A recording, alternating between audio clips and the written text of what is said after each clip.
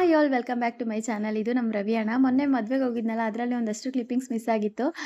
ನಾನು ಇದನ್ನ ನಮ್ಮ ಚಿನ್ನಿ ಫೋನಲ್ಲಿ ತೊಗೊಂಡಿದ್ದೆ ಕ್ಲಿಪ್ಪಿಂಗ್ಸ್ಗಳೆಲ್ಲ. ಹಂಗಾಗಿ ಆ್ಯಕ್ಚುಲಿ ವೀಡಿಯೋದಲ್ಲಿ ನಾವು ಯೂಟ್ಯೂಬಲ್ಲಿ ಏನೇ ಕ್ರಿಯೇಟ್ ಮಾಡಿದ್ರು ನಮ್ಮ ಓನ್ ಐಡಿಯಲ್ಲಿ ನಮ್ಮ ಫೋನಲ್ಲೇ ಮಾಡಬೇಕು ವೀಡಿಯೋಗಳನ್ನ ಅಂತ ಹೇಳ್ತಿರುತ್ತೆ ಗೀತಕ್ಕ. ಆದರೆ ಅದು ಯೂಟ್ಯೂಬ್ ಅವ್ರಿಗೆ ಗೊತ್ತಾಗುತ್ತೆ ಆ ಥರ ಎಲ್ಲ ಮಾಡೋಂಗಿಲ್ಲ. ಎಷ್ಟೊಂದು ರೂಲ್ಸ್ ರೆಗ್ಯುಲೇಷನ್ಸ್ ಇದೆ.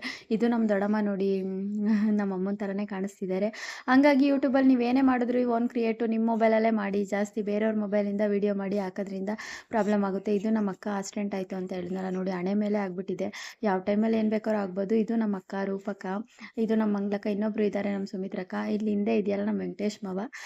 ಎಲ್ಲ ನಮ್ಮ ಫ್ಯಾಮಿಲಿ, ನಮ್ಮ ಪುಟ್ಟಿ ಆಂಟಿ ಎಲ್ಲ ಕುತ್ಕೊಂಡು ಈ ಥರ ಮಾತಾಡ್ತಾಯಿದ್ರು. ನಾನು ಒಂದಷ್ಟು ಈ ಥರ ಎಲ್ಲರದ್ದು ಮೆಮೊರೀಸು, ನಮ್ಮ ಮಾವ ಏನು ಮಾಡ್ತಾ ಇದೆಯಾ, ವೀಡಿಯೋ ತಗೋತಾ ಇದೆಯಾ ಅಂತ ಅಂದ್ಬಿಟ್ಟು ಸ್ವಲ್ಪ ಹಂಗೆ ಸರಿಯಾಗೆಲ್ಲ ಕುತ್ಕೋತಾ ಇದ್ರು. ಇದು ನಮ್ಮ ಪುಟ್ಟಿ ಅಕ್ಕ, ಆಗಲೇ ಆಯ್ ಮಾಡಿದ್ರಲ್ಲ ಅವರು. ಹಿಂದೆ ನಮ್ಗೆ ಕಾಣ್ತಿರೋ ಶಾಂತತೆ ನಾನು ಯಾವಾಗಲೂ ಹೇಳ್ತಿರ್ತೀನಲ್ಲ, ಅವರೇ ನಮ್ಮ ಪುಟ್ಟಿ ಅಕ್ಕ. ಹಿಂದೆ ಇದ್ದಾರೆ ಅವರು. ಜಾಸ್ತಿ ಅವ್ರದ್ದು ಕ್ಲಿಪ್ಪಿಂಗ್ಸ್ ತಗೊಂಡಿಲ್ಲ. ಅವರು ನನಗೆ ತುಂಬ ಎಷ್ಟೊಂದು ಜೀವನದಲ್ಲಿ ತುಂಬ ಸಮಾಧಾನ ಮಾಡ್ತಾರೆ, ಒಳ್ಳೊಳ್ಳೆದೆಲ್ಲ ಹೇಳ್ಕೊಡ್ತಾ ಇರ್ತಾರೆ. ಹಾಗಾಗಿ ನಮ್ಮ ಶಾಂತತೆ ನನಗೆ ಜಾಸ್ತಿ ಇಷ್ಟ ಆಗ್ತಿರ್ತಾರೆ. ಪ್ರತಿಯೊಂದೂ ಅಷ್ಟೇ. ಗಂಡ ಏನೇ ಮಾಡಿದ್ರು ಅವ್ರ ಜೊತೆ ಇರಬೇಕು. ಹೊಡೆದ್ಲಿ ಬಡಿಲಿ, ಕುಂಟಾಗಲಿ ಕುರುಡಾಗಲಿ, ನಾವು ಅವ್ರ ಜೊತೆನೇ ಜೀವನ ಮಾಡಿದಾಗ ಅಷ್ಟೇ ಹೆಣ್ಮಕ್ಳಿಗೆ ಬೆಲೆ ಅಂತ ಎಲ್ಲ ಹೇಳ್ತಿರುತ್ತೆ. ಹಾಗಾಗಿ ಅವರು ನನಗೆ ಒಂಥರ ಹಾರ್ಟಿಗೆ ಟಚ್ ಆಗ್ತಾರೆ ಅಂತಲೇ ಹೇಳ್ಬೋದು. ಅದು ನಿಜ. ಹೆಣ್ಮಕ್ಳಿಗೆ ಗಂಡನ ಜೊತೆ ಇದ್ರೇ ಬೆಲೆ, ಗೌರವ ಎಲ್ಲನೂ. ಇವತ್ತು ಇಡ್ಲಿ ಮಾಡೋಣ ಅಂತ ಅಂದ್ಬಿಟ್ಟು ಸಂಡೇ ಮಾಡ್ತಾಯಿದ್ದೆ. ಯಾಕಂದರೆ ಇಡ್ಲಿ ಕ್ಯಾನ್ಸರು, ಯಾವ ಹೋಟ್ಲಲ್ಲಿ ತಿಂದರೆ ಅಂತಾರೆ. ನಾನು ಈ ಇಡ್ಲಿ ಪಾತ್ರೆ ತೊಳಿಬೇಕಾಗುತ್ತೆ ಅಂತಲೇ ಇಡ್ಲಿ ಮಾಡ್ತಿರ್ಲಿಲ್ಲ, ದೋಸೆ ಮಾಡ್ಕೊಂಬಿಡ್ತಿದ್ದೆ. ಇವತ್ತು ಮಾಡಿದೆ. ಆಮೇಲೆ ಅದಕ್ಕೆ ಸಾಂಬಾರು ಮಾಡೋಣ ಅಂತ ಅಂದ್ಬಿಟ್ಟು ಬೇಳೆ, ಟೊಮೊಟೊ, ಒಂದು ಆಲೂಗಡ್ಡೆ ಹಾಕಿ ಬೇಯಿಸ್ಕೊಂಡಿದ್ದೆ. ಇಡ್ಲಿ ಈ ಕೋಲ್ಡಲ್ಲೂ ಚೆನ್ನಾಗಿ ಸ್ಮೂತಾಗಿ ಬರಬೇಕು ಅಂತ ಅಂದರೆ ನಾನು ಏನೂ ಹಾಕೇ ಇಲ್ಲ. ಉದ್ದಿನ ಬೇಳೆ ಒಂದು ಜಾಸ್ತಿ ಹಾಕಿದ್ರೆ ಸಾಕು, ತುಂಬ ಚೆನ್ನಾಗಿ ಬಂದಿತ್ತು.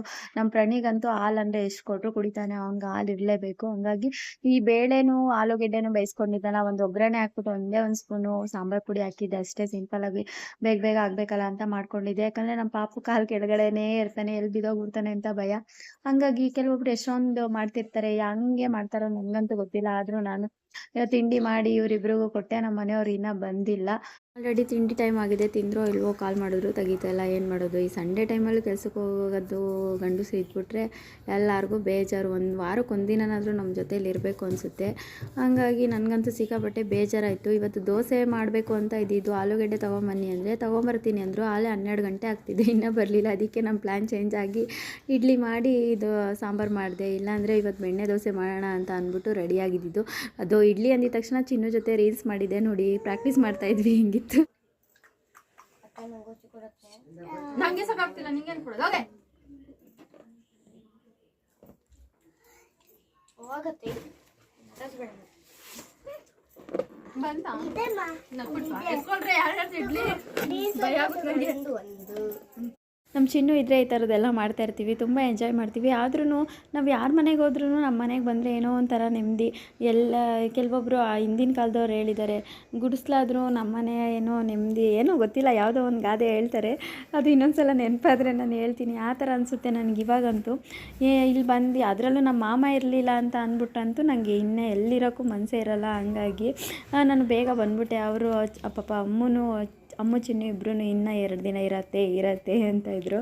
ಆಮೇಲೆ ನನಗೆ ಅದೇ ಏನೋ ಗೊತ್ತಿಲ್ಲ, ನನಗೆ ಈಗ ಇತ್ತೀಚೆಗೆ ನಮ್ಮ ಅಕ್ಕವ್ರ ಮನೆ ಅಂತಲ್ಲ, ಯಾರ ಮನೆಗೆ ಹೋದ್ರೂ ಅಷ್ಟೇ ನನಗೆ ಎಲ್ಲಿರೋಕ್ಕೂ ಇಷ್ಟ ಆಗೋಲ್ಲ. ನಮ್ಮ ಮಾಮ ಇದ್ದರೆ ಮಾತ್ರ ಎಷ್ಟು ದಿನನಾದರೂ ಬೇಕಾದರೆ ಇರ್ತೀನಿ, ಆ ಥರ ಆಗ್ಬಿಟ್ಟಿದ್ದೀನಿ. ಏನಕ್ಕಂತ ಗೊತ್ತಿಲ್ಲ, ಅದು ಆ ಥರ ಅಟ್ಯಾಚ್ಮೆಂಟ್ ಆಗಿಬಿಟ್ಟೈತೆ. ಅವರು ಅಷ್ಟೇ, ಒಬ್ಬರೇ ಇರೋಕ್ಕೆ ಇಷ್ಟಪಡಲ್ಲ. ನಾನು ಅವ್ರಿಗಿಂತ ಜಾಸ್ತಿ ಅಂತಲೇ ಹೇಳ್ಬೋದು. ವಿಡಿಯೋ ಇಷ್ಟ ಆದರೆ ಲೈಕ್ ಮಾಡಿ, ಶೇರ್ ಮಾಡಿ, ಕಮೆಂಟ್ ಮಾಡಿ, ಸಬ್ಸ್ಕ್ರೈಬ್ ಮಾಡಿಕೊಂಡು ಸಪೋರ್ಟ್ ಮಾಡಿ. Thank you so much. Thank you all. Thank you for watching.